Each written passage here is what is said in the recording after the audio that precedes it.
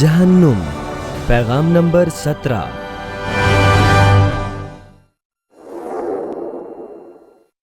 जहन्नुम कैसी जगह है?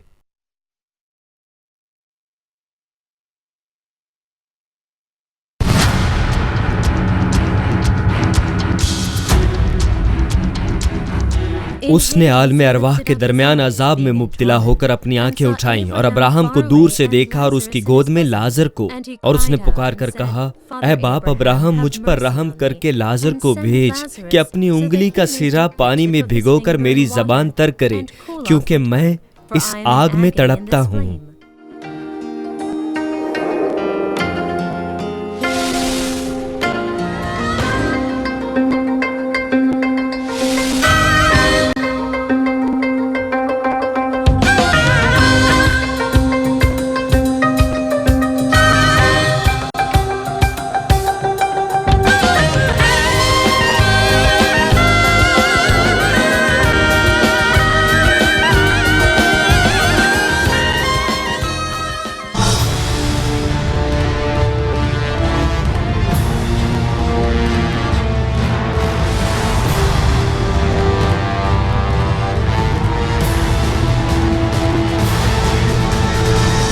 दुआ है कि आप जन्नत और जहन्नुम और रूहानी आलम जो मौजूद हैं उनको समझें, निजात हासिल करें और मशहूर ज़माना मुकर्रर डॉक्टर जे रॉकली के पैगामात के वसीले आसमान में दाखिल हों।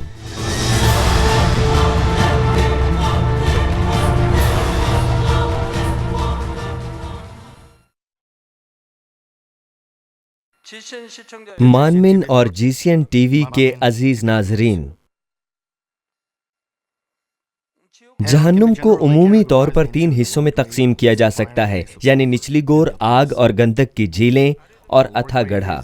निचली गोर ऐसी इंतजारगाह है जहां गैर निजात याफ्ता अशखास उस वक्त तक रहते हैं जब तक उन्हें आग और गंधक की झील में नहीं डाला जाता।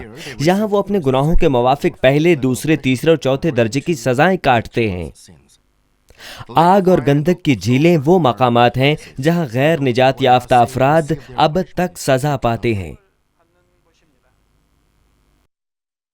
निचली गोर में पहले और दूसरे दर्जे की सजा काटने वाले अफराद आग की झील में डाले जाएंगे और तीसरे और चौथे दर्जे की सजा पाने वाले अफराद को गंधक की झील में फेंका जाएगा। अथा गढ़ा, जिसके मुतालिक मैं आपको आखिर में बयान करने को हूँ, जहन्नुम की गहरी तरीन जगह है। ये कैद खाने की मानिद एक मकाम है, लेकिन ये अथा गढ़ा इंसानों के लिए नहीं है। ये वो जगह है जहाँ बद अरवाह कैद हैं। गुज़श्ता सेशन के सिलसिले को जारी रखते हुए मैं इस अथा गढ़े के बारे में बयान जारी रखूंगा। इस जमीन पर जिस्मानी बदन में होते हुए रूहानी आलम में जन्नत और जहन्नुम के मुतालिक जानने के लिए काबिल होना हैरान कुन बात है। ये इंतहाई शुक्रगुजारी की बात है, क्योंकि हम इसी सूरत में मनासब मसीही जिंदगी बसर कर सकते हैं जब हम रूहानी आलम पर ऐसे ही यकीन रखें जैसे हम इसे देख और छू रहे हों। ये सच्चे ईमान की राह है। मैं खुदावंद के नाम में दुआ करता हूँ कि मेरे अथा गढ़े के मुतालिक इस पैगाम के दौरान आपका ईमान पहले से कहीं ज्यादा बढ़ जाए। मसीह में अजीज बहनों और भाइयों, अथा गढ़ा ऐसा मकाम है जिसका कोई पेंदा नहीं होता। ये जहन्नुम का सबसे गहरा और निचला तरीन मकाम है। अथा गढ़ा ऐसी जगह है जहां इंसानी अफजाइश के मुकम्मल होने के बाद बदरूहें अबद तक कैद की जाती हैं। लेकिन जैसा कि मैंने गुज़श्ता इजलास में बताया था कि अथा गढ़ा मौजूदा तौर पर भी खाली नहीं है। लातादाद गिराए गए फरिश्ते और क़ुरूबी वहां मुक़य्यद हैं। ये वो फरिश्ते और क़ुरूबी हैं जो इब्तिदा में लूसीफर के साथ उसकी बगावत में शरीक हुए थे। उस वक्त बगावत की नाकामी पर लूसीफर के तमाम साथी अथा गढ़े में डाल दिए गए थे। यहूदा पहले बाब की 6ठी आयत में मरकूम है, और जिन फरिश्तों ने अपनी हुकूमत को कायम ना रखा बल्कि अपने खास मकाम को छोड़ दिया, उनको उसने दायमी कैद में तारीकी के अंदर रोज़े अजीम की अदालत तक रखा है। उनमें कुछ फरिश्ते और क़ुरूबी जिन्हें अथा गढ़े में डाला गया था, लूसीफर के हमरा इंसानी अफजाइश की खातिर छोड़े गए थे। वो बदरूहों की सूरत में लोगों को धोखा देने और उन्हें तबाह करने के लिए काम करते हैं। یقیناً یہ بدروہیں بھی 7 سالہ عظیم مصیبت کے ختم ہوتے ہی آخرکار اتھا گڑھے میں پھینکی جائیں گی، البتہ ان کی قید آخری عدالت تک مکمل نہیں ہوگی۔ مکاشفہ 20ویں باب کی 7ویں آیت میں بیان ہے، اور جب 1000 برس پورے ہو چکیں گے تو شیطان قید سے چھوڑ دیا جائے گا، انہیں 1000 سالہ بادشاہت کے اختتام پر کچھ دیر کے لیے چھوڑا جائے گا۔ کیا آپ تذبذب کا شکار ہیں؟ میں دوبارہ بیان کرتا ہوں، لاتعداد گرائے ہوئے فرشتے اور کروبی وہاں پر قید ہیں، لاتعداد، ہزاروں قیدی، اور ان میں کچھ فرشتے اور کروبی انسانی افزائش کی خاطر چھوڑے گئے تھے تاکہ وہ آپ کو فریب دیں، خدا کی مخالفت میں آپ کو کھڑا کریں اور آپ کو جہنم میں گھسیٹ لیں۔ تب 7 سالہ عظیم مصیبت کے دوران ہوا کی عملداری کے وہ حکمران مقرب فرشتہ میکائیل کے ہاتھوں شکست کھا کر زمین پر پھینک دیے جاتے ہیں، اور لوگ براہ راست ان کی حکمرانی میں آ جاتے ہیں۔ 7 سالہ بڑی مصیبت کے آخر میں انہیں دوبارہ اتھا گڑھے میں قید کیا جاتا ہے، لیکن یہاں پر اختتام نہیں ہوتا۔ جیسے ہی نئی 1000 سالہ بادشاہت کا اختتام ہوتا ہے، انہیں دوبارہ چھوڑ دیا جاتا ہے تاکہ وہ پھر سے جسمانی انسانوں کو فریب دے سکیں، اور پھر آخری عدالت کے بعد انہیں دوبارہ اتھا گڑھے میں قید کر دیا جاتا ہے، وہ وہاں ابد تک رہتے ہیں۔ یہ کچھ زیادہ مشکل بات نہیں ہے۔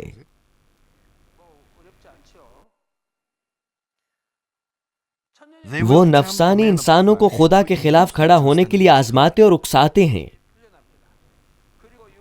خدا ان لوگوں کو برباد کر دے گا جو بدروحوں کے ہاتھوں آزمائے جائیں گے اور خدا کے مخالفت میں کھڑے ہونے کے لیے ان کی رضامندی میں آئیں گے۔ اس موقع پر 1000 سالہ بادشاہی کا اختتام ہوگا اور پھر عظیم سفید تخت کی عدالت کا وقت ہوگا۔ اس آخری عدالت کے وسیلے بد ارواح دوبارہ اتھا گڑھے میں قید کر دی جائیں گی اور دوبارہ کبھی بھی آزاد نہ کی جائیں گی۔ مسیح میں عزیز بہنوں اور بھائیوں، انسانی افزائش میں بد ارواح کا کردار خدا کی بادشاہی میں رکاوٹ اور مزاحمت کرنا اور خدا کے فرزندوں کو تباہی کی جانب لے جانا ہے۔ اور جیسے خدا کی بادشاہی میں باقاعدہ نظم و ضبط موجود ہے، اسی طرح بدروحوں کی بھی درجات کے مطابق منضبط تنظیم ہوتی ہے۔ تمام بدروحوں کا سربراہ لوسیفر ہے۔ لوسیفر کے ماتحت اسدحہ ہوتے ہیں جن کے پاس تاریکی کے کاموں کا کنٹرول کرنے کے لیے تنظیمی اور عملی اختیار ہوتا ہے۔ اسدحاؤں کے ماتحت ایلچی ہوتے ہیں جو اسدحاؤں کا احکامات بجا لاتے ہیں۔ اس کے بعد شیطان ہوتا ہے جو لوسیفر کے دل کی مانند ہے، اور اس کے نیچے ابلیس جو کہ ایک گرا ہوا فرشتہ ہے، اس کی باری آتی ہے۔ کچھ گرے ہوئے فرشتے نچلی گور میں جہنم کے قاصدوں کے طور پر کام کرتے ہیں۔ بدروحوں کے عالم میں سب سے نچلا منصب بھوت پریت بدروحوں کا ہوتا ہے۔ انسانی افزائش اور آخری عدالت کے مکمل ہونے پر یہ بدروحیں اتھا گڑھے میں ڈال دی جائیں گی، لیکن کچھ مستثنی معاملات بھی ہوتے ہیں، اور میں ان کے بارے میں آپ کو اس پیغام میں کچھ دیر بعد بتاؤں گا۔ اب اتھا گڑھے میں بدروحوں کو کس نوعیت کی سزا ملے گی؟ پہلی یہ کہ آخری عدالت کے بعد لوسیفر اور تمام بد ارواح اپنی تمام قدرت اور اختیار کھو دیں گی۔ بہرحال یہ واقعہ ہونے سے قبل بد ارواح بشمول لوسیفر تاریکی کی دنیا بشمول جہنم کو کنٹرول کیا کرتے تھے، لیکن عدالت کے بعد وہ سب اتھا گڑھے میں ڈال دیے جائیں گے اور کچھ بھی نہیں کر سکیں گے۔ پس جہنم بھی مکمل طور پر خدا کی قدرت کے زیر عمل ہوگی۔ اتھا گڑھا جہنم کا گہرا ترین حصہ ہے۔ اس طرح جہنم کا نچلا ترین مقام اتھا گڑھا ہے، لیکن اس کا یہ مطلب نہیں کہ جنت اور جہنم ایک ایسے مقام ہیں جو زمینی امارات کی مانند دکھائی دیتے ہوں۔ میں آسانی سے سمجھانے کے لیے یہ الفاظ بول رہا ہوں۔ حقیقتاً وہ ایسی نہیں دکھتی۔ جس قدر زیادہ جہنم میں گہری جگہ ہوتی ہے، اسی قدر مایوسی، بدبختی اور جسم کی توانائی کی کثافت زیادہ ہوتی ہے۔ اتھا گڑھا وہ مقام ہے جہاں لوسیفر، اسدہا، ان کے خادم اور گرائے گئے فرشتے جاتے ہیں۔ آگ اور گندک کی جھیل کی مانند اور کوئی بھی مقام نہیں ہو سکتا، لیکن یہ ایک انتہا کا مقام ہے۔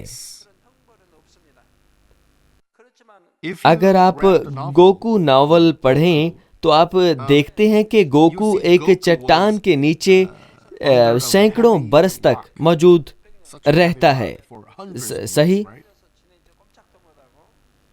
اسی طرح وہ معمولی سی حرکت بھی نہیں کر سکتے، وہ اپنی آنکھوں کو بھی نہیں گھما سکتے، اور دباؤ آپ کے تصور سے بھی زیادہ ہوتا ہے۔ وہ ابد تک اس قدر شدید دباؤ کے نیچے رہتے ہیں، اور جسم کی اس توانائی کو انتہائی شدید وزن اور دباؤ سے دبایا جاتا ہے۔ اس وجہ سے اتھا گڑھے میں موجود بدرواہ اپنی انگلی بھی نہیں ہلا سکتی۔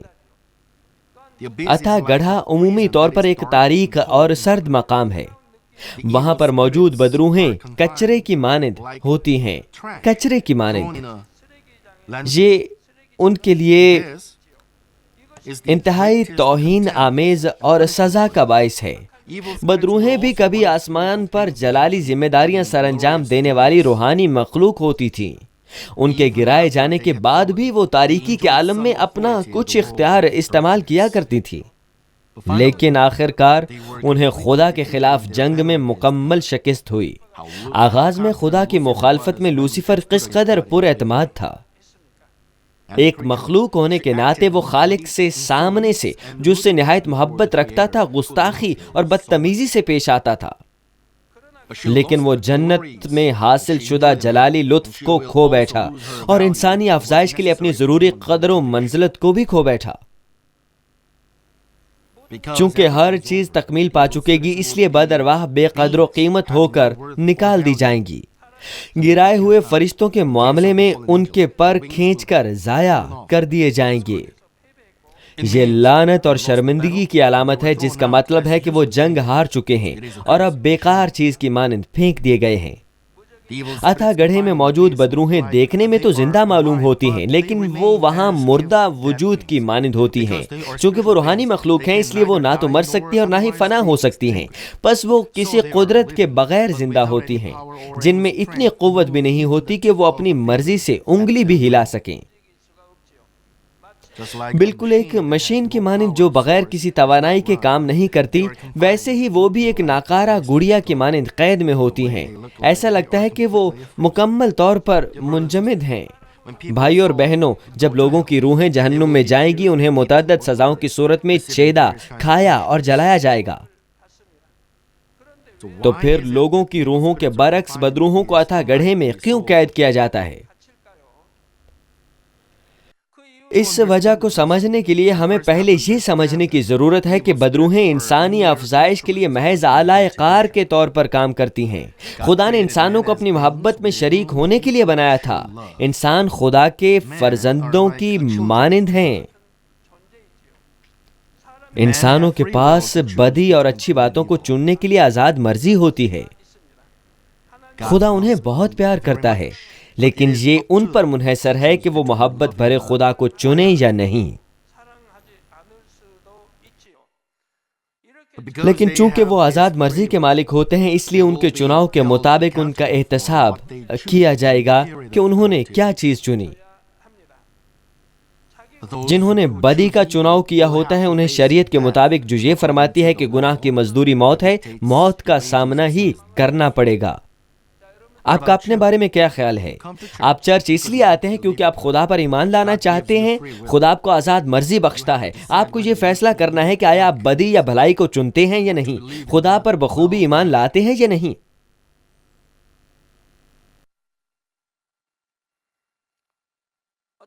کچھ خدا سے پیار کرتے ہیں، کچھ تو چرچ جانے کے باوجود بھی خدا کو عزیز نہیں رکھتے، دیگر کچھ خدا سے شدید محبت رکھتے ہیں، کچھ ان کی مانند خدا سے محبت نہیں رکھ سکتے، کچھ خدا سے کسی بھی چیز سے زیادہ پیار کرتے ہیں، اور کچھ ایسا بالکل بھی نہیں کرتے۔ یہ آپ کی آزاد مرضی پر منحصر ہے۔ کچھ مستعدی سے نئے یروشلم کی جانب دوڑتے ہیں، لیکن چند دوسرے دنیا سے محبت رکھتے ہیں اور خدا کے کلام کی فرما برداری نہیں کرتے۔ ان کو کس چیز نے ایسا بنایا؟ کس نے انہیں ایسا بننے پر مجبور کیا؟ دشمن ابلیس اور شیطان آپ کے ذہن اور خیالات کو خدا کے خلاف کھڑے ہونے کے لیے کنٹرول کرتا ہے۔ چونکہ گناہ کی مزدوری موت ہے، اس لیے بالآخر وہ آپ کو جہنم واصل کر دیں گے۔ آپ کو ان سے فریب نہیں کھانا چاہیے، لیکن آپ تو چرچ جانے کے باوجود بھی دھوکہ کھا جاتے ہیں۔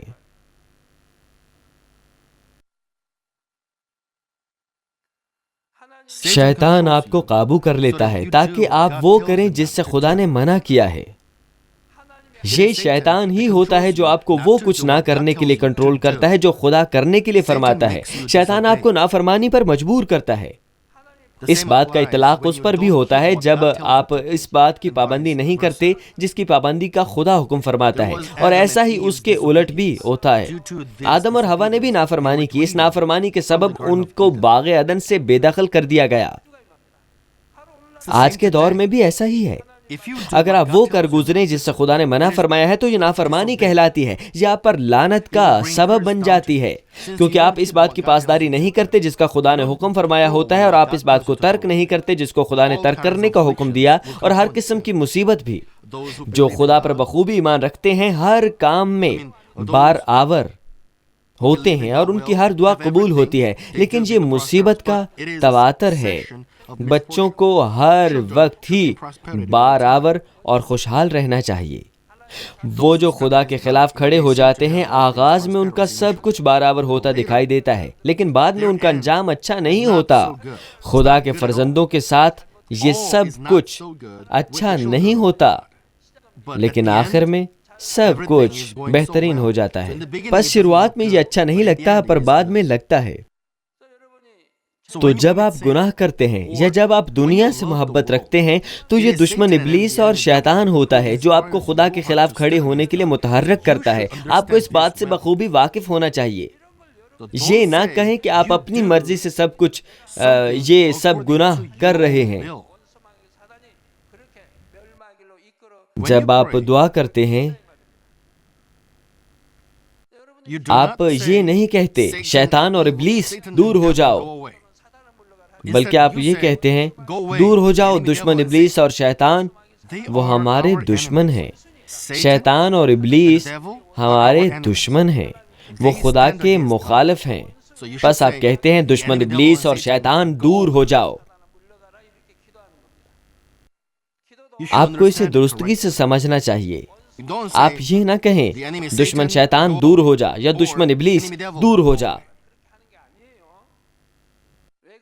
شیطان آپ کے دل کو قابو کرتا ہے تاکہ آپ کلام خدا کے مطابق اور سچائی میں نہ جئیں۔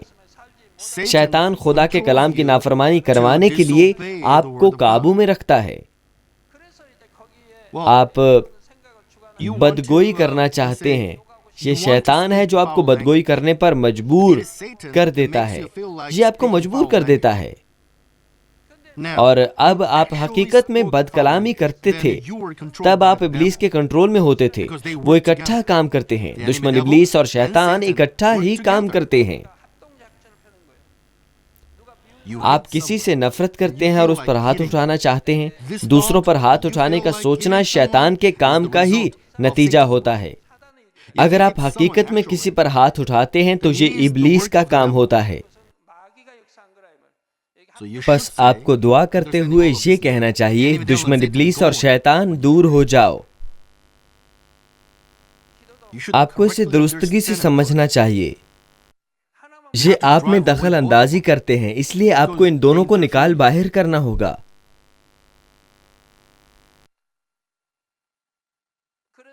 لہٰذا بائبل فرماتی ہے اگر آپ گناہ کرتے ہیں تو آپ گناہ کے غلام بن جاتے ہیں۔ یہ لوسیفر ہی ہے جو اپنے گناہ کی نگرانی کرتا ہے۔ لوسیفر دشمن ابلیس اور شیطان سے بلند درجے پر ہے۔ پس بائبل فرماتی ہے کہ آپ دشمن ابلیس اور شیطان کے غلام ہیں۔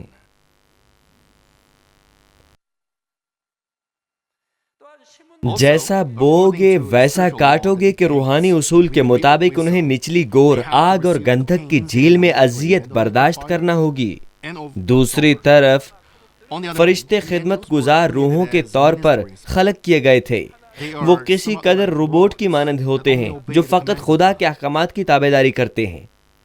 ماں سوا بھوت پریت کے تمام بدروہیں یا تو فرشتے تھے یا کروبی، لہٰذا انسانی افزائش کے نتیجے میں دیے جانے والے اجر اور سزاؤں سے بدروحوں کا کوئی تعلق نہیں ہوتا۔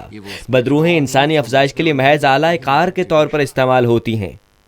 یہ ایک ایسی مشین کی طرح ہوتا ہے جو کام میں مصروف آدمی کے وسیلے اور اس کے استعمال کے لیے بنائی جاتی ہیں۔ لہٰذا عدالت کے بعد بھی ان پر تشدد نہیں کیا جائے گا اور نہ ہی وہ گرم شعلوں میں سزا کاٹیں گی۔ وہ کچرے کی مانند موقوف کر دی جائیں گی۔ اس طرح سے پھینک دیا جانا ہی بذات خود بدروحوں کے لیے بہت بڑی سزا کا باعث ہوتا ہے۔ اب میں بدروحوں کے کچھ ایسے معاملات کے بارے میں بیان کروں گا جو اتھا گڑھے میں پھینکے جانے سے مستثنیٰ ہوتے ہیں۔ میں بتا چکا ہوں کہ بلوغت سے قبل ہلاک ہونے والے نچلی گور میں ہی رہتے ہیں اور آخری عدالت کے بعد بھی وہ نچلی گور میں ہی سزا پاتے ہیں۔ اس لیے جہنم کے وہ قاصد بھی جو ان جانوں کو سزا دے رہے ہیں نچلی گور میں ہی رہتے ہیں، وہ اتھا گڑھے میں نہیں جاتے۔ لیکن ہم یہ نہیں کہہ سکتے کہ یہ ان کے لیے بہتر ہے۔ پہلے جب وہ جانوں پر تشدد کرتے تھے تو وہ خوشی محسوس کرتے تھے، وہ جان کو اذیت میں دیکھ کر لطف اٹھاتے اور کھلکھلاتے اور ہنستے تھے۔ یقیناً یہ اس لیے نہیں ہوتا کہ جہنم کے قاصد انسانوں کی طرح کے جذبات رکھتے ہیں۔ وہ ان جذبات کا اظہار اس لیے کرتے تھے کیونکہ وہ لوسیفر کے کنٹرول میں تھے جس نے انسانیت کا مزہ چکھا تھا۔ لیکن عظیم عدالت کے بعد وہ لوسیفر کے اختیار میں نہیں رہیں گے۔ وہ ایسی مشینوں کی مانند اپنی ذمہ داریاں نبھاتے ہیں جو خودکار طور پر اپنے عمل کو بار بار دہراتی رہتی ہیں۔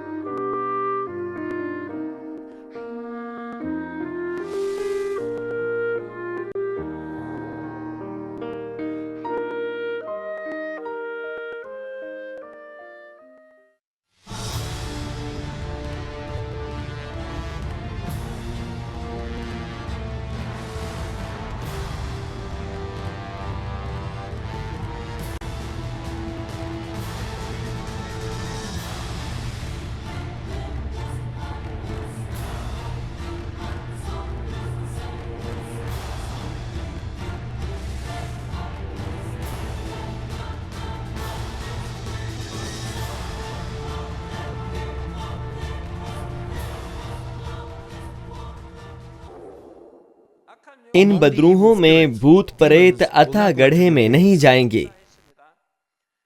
گرائے ہوئے فرشتوں یا کروبیوں کے برعکس بھوت پریت بدروحیں ایسی روحانی مخلوق نہیں ہوتی جنہیں دنیا کے وجود سے قبل تخلیق کیا گیا تھا۔ بھوت پریت وہ لوگ ہوتے ہیں جنہیں زمین کی خاک سے خلق کیا گیا تھا اور جو روح، بدن اور جان کے مالک ہوتے ہیں۔ غیر نجات یافتہ افراد میں سے کچھ اس دنیا میں چند خاص شرائط کی بنا پر بھوت یا بدروحوں کی صورت میں واپس آ جاتے ہیں۔ مثلا جنہوں نے اپنی روحوں کو شیطان کے ہاتھوں بیچ ڈالا تھا، جنہوں نے اپنی بدی میں خودکشی کر لی تھی، جنہوں نے خدا کا انکار کیا اور اپنے ایمان کو بیچ ڈالا، جنہوں نے سچ کو جانتے ہوئے بھی پاک روح کی توہین کی اور اس کے مخالف بن بیٹھے، وہ سب بھوت بدروحیں بن سکتے ہیں۔ اور وہ جنہوں نے دعا کے باوجود بھی جواب نہ پایا اسی زمرے میں آتے ہیں۔ جنہوں نے اپنی روحوں کو شیطان کو بیچ ڈالا، بت سانس نہیں لیتے، وہ سوچتے نہیں، وہ نہ سنتے ہیں اور نہ کھاتے ہیں، لیکن وہ ان کے نام ان پر کندھا کرتے ہیں، وہ ان کے نام ان پر کندھا کرنے کا حق خریدتے ہیں۔ ایسا کرنا اصل میں اپنی روحیں بیچنے کے مترادف ہوتا ہے، اپنی روحیں بیچنے کے مترادف۔ جو اپنی بدی میں خودکشی کرتے ہیں، اگر وہ بھلے ہوتے تو وہ کبھی خودکشی نہیں کر سکتے۔ وہ اس وجہ سے خودکشی نہیں کر سکتے کہ ان کے والدین، بھائیوں یا بہنوں نے انہیں ٹھیس پہنچائی۔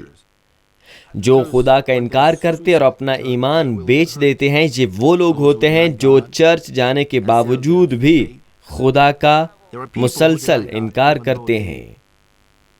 گو کہ غلطی کرنے والے وہی ہوتے ہیں، پھر بھی وہ خدا، کلیسیا اور چرواہے کے خلاف شکایات ہی کرتے ہیں۔ وہ خدا کے کلام بائبل کو اور تصویروں کو جلا دیتے ہیں۔ کیا آپ انہیں سمجھ سکتے ہیں؟ وہ کلیسیا کے خلاف برے جذبات نہیں رکھتے، وہ کلیسیا سے ادھار پیسے نہیں لیتے۔ کلیسیا فقط بھلائی کا درس ہی دیتی ہے۔ خدا نے انہیں بھلائی اور جنت کے متعلق ہی سکھایا تھا، لیکن وہ خدا کا انکار کرتے اور اپنے ایمان کو فروخت کر دیتے ہیں۔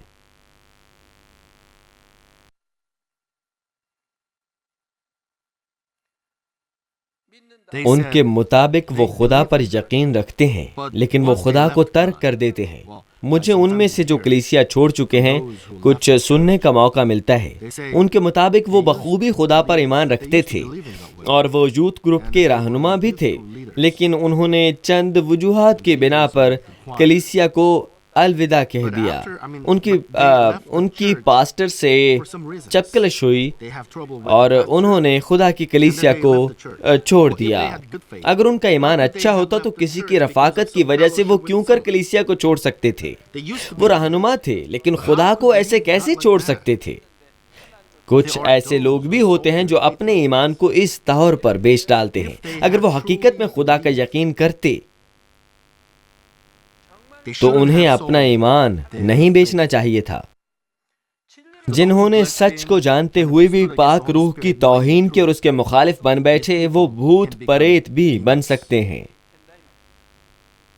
جب ایسے افراد ہلاک ہوتے ہیں تو انہیں نچلی گور میں موجود انتظار گاہ میں لے جایا جاتا ہے۔ ان میں سے جو بھوت یعنی بدروہیں بننے کی شرائط پر پورا اترتے ہیں، بھوت بن جاتے ہیں اور اس زمین پر لوٹ آتے ہیں۔ خاص طور پر وہ سب جنہوں نے خودکشی کی ہوتی ہے، سب کے سب بھوت اور بدروہیں بن جائیں گے، ماں سوا یہودا اسکریوتی کی مانند چند مخصوص معاملات کے۔ جو خدا کا انکار کرتے اور اپنے ایمان کو بیچ ڈالتے ہیں اور خدا کی توہین کرتے ہیں، عبرانیوں 10 اور 6 باب کے مطابق خدا کی طرف سے پچھتاوے کی روح نہیں حاصل کر سکتے۔ انہوں نے جانتے بوجھتے ہوئے بھی گناہ کا ارتکاب کیا تھا۔ ایسا کرنا خداوند کو دوبارہ مصلوب کرنا ہے۔ چونکہ وہ ایسا گناہ کرنے کے بعد پچھتا نہیں سکتے، اس لیے وہ شفا بھی نہیں پا سکتے، کیونکہ وہ توبہ نہیں کر سکتے۔ لیکن آپ مایوس نہ ہوں۔ خدا نے کہا تھا کہ اگر ابھی بھی آپ کلیسیا نہیں چھوڑیں اور ایک مستعد ایماندار زندگی بسر کریں تو آپ نجات پائیں گے، لیکن اس کے لیے آپ کو دل کی گہرائیوں سے توبہ کرنی چاہیے۔ مسئلہ یہ ہے کہ آپ ایسا چاہتے ہوئے بھی نہیں کر پاتے۔ فرض کیجئے کہ آپ کے بچے آپ کو خوشخبری سناتے ہیں اور آپ سے خدا پر ایمان لانے کی درخواست کرتے ہیں، لیکن آپ انکار کر دیتے ہیں اور بعض اوقات بائبل کو پھینک کر اپنے بچوں پر تشدد کرتے ہیں تاکہ وہ چرچ نہ جائیں۔ ایسا کرنے سے آپ خدا کے خلاف کھڑے ہو جاتے ہیں۔ لیکن اگر آپ اپنے دل کی گہرائیوں سے توبہ کرتے ہیں اور اگر آپ اپنے گزشتہ اعمال کو دوبارہ نہ دہراتے ہیں تو آپ جواب حاصل کریں گے۔ میں اسی لیے آپ کو یہ بتاتا ہوں کہ اگر آپ روح اور کامل روح میں داخل ہوتے ہیں تو آپ شفا پائیں گے۔ لیکن بعض اوقات چند معاملات دکھائی تو خودکشیاں دیتے ہیں، لیکن وہ اصل میں خودکشی نہیں ہوتے۔ مثلا فرض کیجئے کہ کسی فوج کے جرنیل کو مخالف افواج قیدی بنا لیتی ہیں۔ دوسری فوج کا جرنیل اس جرنیل کو تلوار دے کر یہ کہہ سکتا ہے کہ وہ عزت اور وقار سے ہلاک ہو جائے۔ اس معاملے میں اگر وہ جرنیل خود کو ہلاک کر لے تو وہ اپنی مرضی سے خود کو قتل نہیں کر رہا۔ ہم اسے خودکشی نہیں کہہ سکتے۔ فرض کیجئے کہ کوئی اپنے ملک کی خاطر خودکشی کر لیتا ہے، یہ خدا کی نگاہ میں خودکشی نہیں ہوتی، بلکہ ملک کے لیے جان دینا ہوتا ہے، چاہے یہ خدا کے لیے نہ ہو۔ اگر کوئی مسیحی ایسا کرے تو اسے شاید شہید بھی قرار دیا جائے، لیکن بہرحال یہ خودکشی نہیں ہوتی۔ پس جو خود کو ہلاک کرتے ہیں وہ پہلے نچلی گور میں موجود انتظار گاہ میں جائیں گے اور اس بات کا فیصلہ کیا جائے گا کہ آیا وہ خودکشی تھی یا نہیں، اور جن کی موت کو خودکشی قرار دیا جائے گا وہ اس زمین پر بھوت اور بدروح کی صورت میں لوٹ آئیں گے۔ متیروں نے بھوت دیکھے تھے۔ کسی ٹی وی پروگرام میں ان کی صورت آدمی کی مانند ہی ہوتی ہے، کیا ایسا نہیں ہوتا؟ جب تک 7 سالہ عظیم مصیبت کا دور ختم نہیں ہو جاتا، لوسیفر کو جہنم سمیت تاریکی کی دنیا پر حکمرانی کا اختیار ہوگا۔ اس اختیار کی بدولت لوسیفر ان جانوں کا چناؤ کرے گا جن کو وہ بھوت بدروہیں بننے کے لیے مناسب جانے گا۔ پس بھوت لوسیفر کی خواہشات کو پورا کرتے ہوئے تاریکی کے کاموں کو تکمیل پذیر کریں گے۔ مثلا روحانی اصول کی حد میں رہتے ہوئے لوگوں میں داخل ہو کر اور ان پر قابض ہو کر انہیں جہنم میں دھکیل سکتے ہیں۔ بھوتوں بدروہوں کے زمین پر رہتے ہوئے انسانی بدن میں داخل ہونے کی ایک خاص توجہ ہے۔ اس زمین پر بھوت کی صورت میں رہنا نہایت اذیت کا باعث ہوتا ہے۔ وہ ایسی تنہائی اور اذیت کو محسوس کرتے ہیں جیسے وہ کھلے میدان میں سرد اور شدید حالات میں یا بنجر زمین پر ریت کے طوفان میں کھڑے ہوں۔ اگر آپ کو اس کا تجربہ ہوا ہو تو اسے یاد کرنے کی کوشش کیجیے۔ آپ میں سے جن کی پرورش دیہات میں ہوئی ہے، وہاں پر برف باری ہوتی ہے اور درجہ حرارت 0 سے 7 ڈگری نیچے چلا جاتا ہے۔ ہر سمت برف اور طوفان ہے۔ آپ تنہا وہاں کھڑے ہیں۔ آپ وہاں چند لمحات کے لیے نہیں کھڑے۔ آپ کی کوئی منزل نہیں ہے، آپ کا کوئی ہدف نہیں ہے۔ آپ بس وہاں ہمیشہ کے لیے کھڑے ہیں۔ اگر کوئی شخص ایسی جگہ پر کھڑا ہو تو وہ لازماً ایسے مقام کو ڈھونڈنے کی کوشش کرے گا جہاں ہوا کو روکا جا سکتا ہو۔ بھوتوں کے معاملے میں بھی ایسا ہی ہے۔ ان کے لیے انسانوں کے اندر ہی ایسے اذیت ناک ماحول سے پناہ ہوتی ہے، اسی لیے وہ لوگوں کو آزماتے اور ان میں سکونت کرنے کی کوشش کرتے ہیں۔ آدمی کو بھوتوں کو اندر بلانا چاہیے۔ اگر وہ بھوت کو اندر نہیں بلاتا تو بھوت اس آدمی میں داخل نہیں ہو سکتا۔ اس لیے وہ اس آدمی میں داخل ہونے کے لیے تمام ہتھ کنڈے استعمال کرتا ہے اور اسی دوران وہ اس آدمی میں داخل ہونے کی کوشش کو جاری رکھتا ہے۔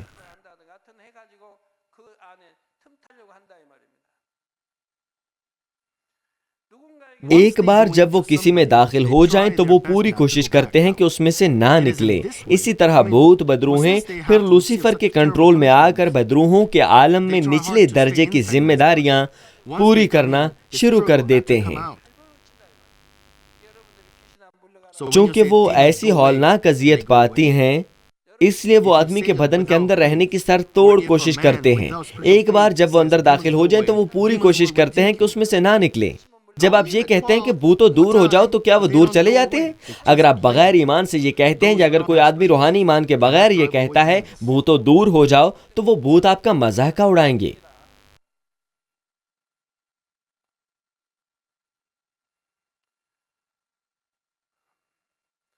لیکن بڑی عدالت کے بعد بھوت اتھا گڑھے میں نہیں بلکہ گندک کی جھیل میں ڈالے جائیں گے۔ جیسے ہی زمین پر مصیبت کا 7 سالہ دور پورا ہوگا اور بدروہیں اتھا گڑھے میں ڈالی جائیں گی، بھوت پہلے نچلی گور میں 3 اور 4 درجے کی سزا حاصل کریں گے اور پھر آخری عدالت کے بعد وہ گندک کی جھیل میں ڈالے جائیں گے۔ لیکن بائبل کے مطالعے پر ہم شاید یہ سوال کریں، لوکا 8ویں باب میں یسوع ایک بدروح گرفتہ شخص سے ملتا ہے۔ یسوع ان بدروحوں کو اس شخص میں سے نکل جانے کا حکم دیتا ہے۔ اس موقع پر بدروہیں یسوع سے التجا کرتی ہیں کہ انہیں اتھا گڑھے میں جانے کا حکم نہ دے۔ اگر آپ اس بات کو منوان سمجھیں تو آپ شاید یہ سوچیں کہ بدروہیں اتھا گڑھے میں جائیں گی۔ لیکن اس کی کیا وجہ تھی کہ بدروہیں اتھا گڑھے میں نہ جانے کے لیے یسوع سے درخواست کر رہی تھیں؟ ایسا اس لیے تھا کیونکہ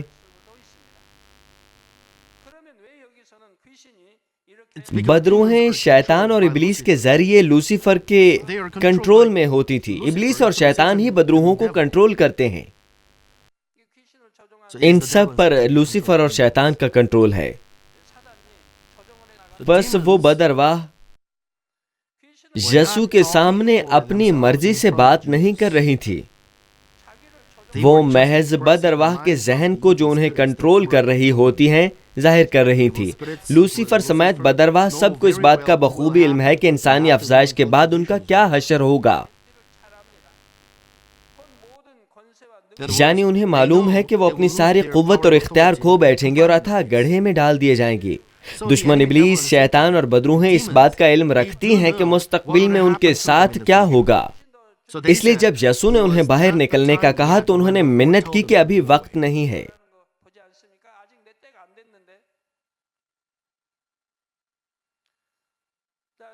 इस हकीकत का खौफ बदरूहों के लबों से साफ जाहिर था। क्या आप समझ रहे हैं? जब आप बाइबल का मुतालिया करते हैं तो आप शायद ये सवाल करें, लिखा है कि बदरूहें निचली गोर में डाली जाती हैं और फिर गंधक की झील में फेंकी जाती हैं, लेकिन आप कह रहे हैं कि उन्हें अथाह गड्ढे में डाल दिया जाता है। अभी तजब्जुब में मुब्तला ना हो। मैं अथाह गड्ढे के मुतालिक बयान कर चुका हूं। अगर खुदा बाप इस अंदाज से बाइबल ना समझाए तो आप इसे ठीक तौर से नहीं समझ सकते। चूंकि खुदा समझा चुका है इसलिए मैं आपसे तफसीलन बयान कर सकता हूं। बाइबल की 66 किताबों को इस तौर से समझा जा सकता है। बदरूहों के दुश्मन इब्लीस और शैतान के और अरवाह के आलम का इस कदर तफसीली बयान आपको कहां मिल सकता है। लेकिन आपके कान हैं और आप इस कलीसिया में मौजूद हैं जहां आप सुन सकते हैं। आपको किस कदर शुक्रगुजार होना चाहिए।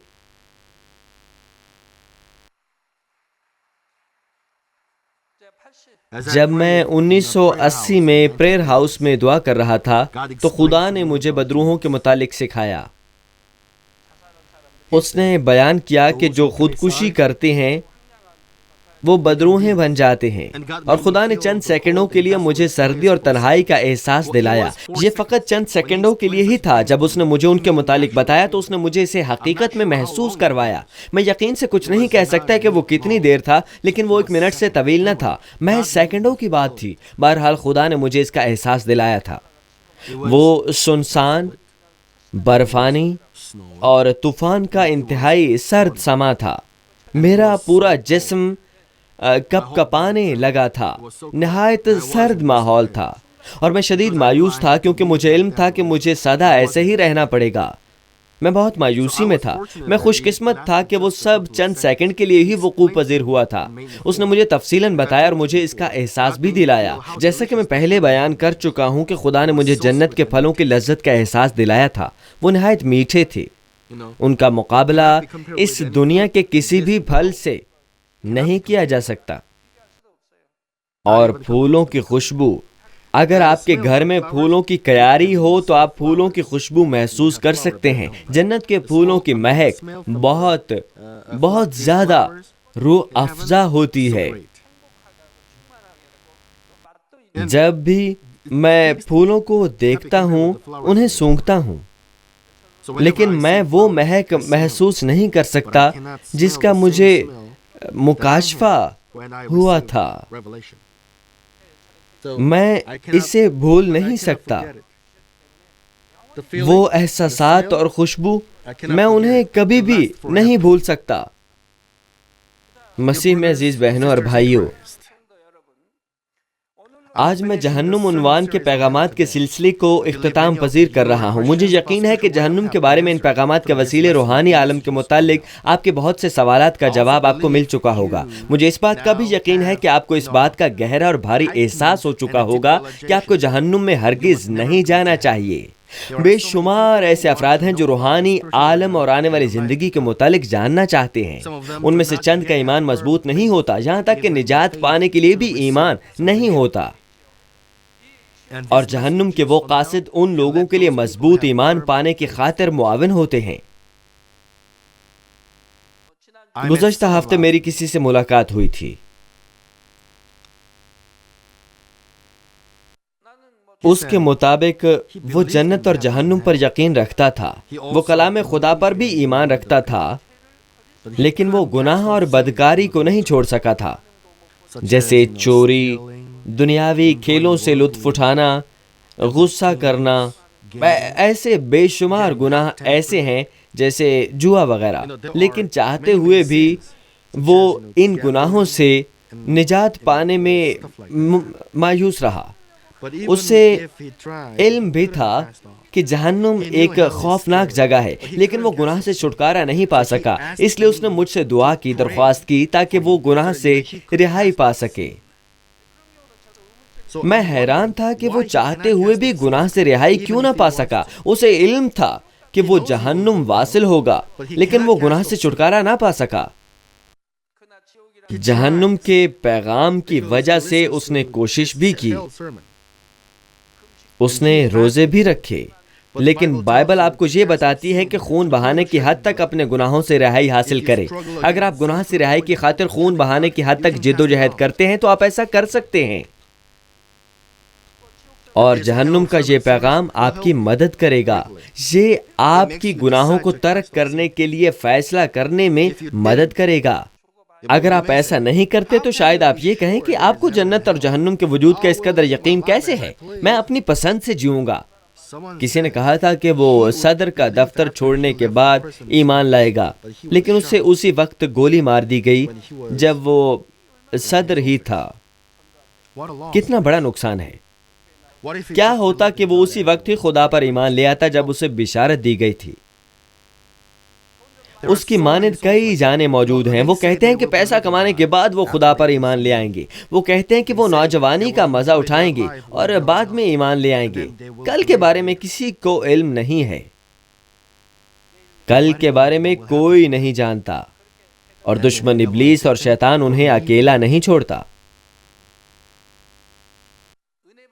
آپ کو فضل کب بخشا جا سکتا ہے؟ ابھی وقت ہے، آپ کو فیصلہ کرنا چاہیے۔ آپ اس کو کل پر نہیں چھوڑ سکتے۔ آپ کو یہ فیصلہ کرنا چاہیے کہ آپ کلام خدا کے مطابق زندگی بسر کر کے گناہوں کو ترک کر دیں گے۔ میں دشمن ابلیس اور شیطان کا غلام نہیں ہوں۔ میں خدا کے ایک فرزند کی مانند اپنی زندگی بتاؤں گا، اور میں جنت یا نئے یروشلم میں جانے کے لیے خود کو آراستہ کروں گا۔ آپ کو فیصلہ اور جد و جہد کرنی چاہیے، تب خدا غلبہ پانے کے لیے آپ کو اپنا فضل اور قوت عنایت کرے گا۔ یہ نہ کہیں کہ آپ ایسا نہیں کر سکتے۔ آپ کبھی بھی ایسا مت کہیں۔ یہ نہ کہیں کہ آپ نے کوشش کی تھی لیکن آپ کرنے میں ناکام رہے۔ آپ کو یہ کہنا چاہیے کہ میں پوری کوشش کروں گا، اور یہاں تک کہ میں اس کو ترک کرنے کے لیے روزہ بھی رکھوں گا۔ اس لیے مہربانی سے میری مدد کریں اور میرے لیے دعا کریں۔ میں چاہنے کے باوجود بھی ترک نہیں کر سکا۔ مہربانی سے میرے لیے دعا کیجیے۔ ایسا مت بولیے۔ اگر آپ ایسا بولتے ہیں تو آپ کے منفی بولنے کے سبب دشمن ابلیس اور شیطان آپ کو منفی راہ پر ہی لے جائیں گے۔ آپ کے لبوں کے الفاظ میں آپ کو ہلاک کرنے کی قدرت ہوتی ہے۔ آپ جو کاروبار کرتے ہیں، مت کہیں کہ آپ نہیں کر سکتے۔ آپ ایمان کا اقرار کریں۔ میرا یقین ہے کہ سب کچھ ٹھیک ہو جائے گا۔ میں یقین رکھتا ہوں کہ ناممکن ممکن ہو جائے گا۔ میں کامیاب ہوں گا۔ ہر وقت ایمان کا اقرار کرتے رہیں۔ یہ مشکل نہیں ہے۔ جیسا آپ نے سیکھا، آپ کو روح میں آنے کی کوشش کرنی چاہیے۔ جس حد تک آپ روح میں آتے ہیں، اسی حد تک آپ گناہ سے رہائی پا سکتے ہیں۔ جس حد تک آپ نور میں جئیں گے، خدا آپ کی دعاؤں کا جواب دے گا۔ یہ روحانی طور پر نیم گرم افراد کے لیے تنبیہ کی پکار ہے۔ بالآخر جہنم کی یہ پیغامات خدا باپ کی سچی محبت کی جانب سے ہیں، جو اپنے بچوں کو جنت میں لے جانا چاہتا ہے۔ آپ وہ لوگ ہیں جنہیں اس محبت کے پیغام کو بے شمار مرتی زندگیوں تک پہنچانا ہے۔ مجھے یقین ہے کہ خدا اس ذمہ داری کو پورا کرنے کی خاطر مجھے اور آپ کو ایک مقدس فوج کے طور پر تیار کر چکا ہے۔ لہٰذا آج سے مجھے امید ہے کہ آپ میں سے کوئی بھی مزید گناہوں کے بندھن میں نہیں رہے گا اور خدا کا زور آور کارکن بن جائے گا۔ میں آپ کو تحریک دیتا ہوں کہ زندگی کی اس خوشخبری کے وسیلے آپ لاتعداد زندگیوں کو آسمانی بادشاہی کی اور لے چلیں، جو کہ حیات کی غذا اور میٹھی بارش کی مانند ہے۔ میں یسوع مسیح کے نام میں دعا کرتا ہوں کہ آپ نئے یروشلم میں آفتاب کی مانند چمکیں۔ آئیں پیغام پر نظر ثانی کرتے ہوئے مل کر دعا کریں۔ ہیلیلویا خدا باپ، تیرے فضل اور محبت کے لیے تیرا شکر ہو۔ یہ پیغام ہمارے دلوں میں زندگی اور ایمان بن جائے۔ وہ اسے اپنے دلوں میں نقش کر لیں، ان کی مدد فرما تاکہ کوئی بھی چیز انہیں جہنم میں گھسیٹ نہ لے جائے اور نہ ہی وہ کوئی گناہ کریں۔ جنت اور نیا یروشلم وجود رکھتا ہے، وہاں جانے کے لیے ان کی مدد فرما۔